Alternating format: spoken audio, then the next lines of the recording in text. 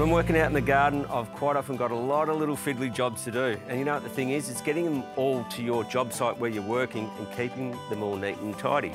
Now, I've been lucky enough to road test this barrow. This is called the BucketBarrow, and it's really great innovation in the landscaping sector. Now, essentially, it is a wheelbarrow, but it's more than that.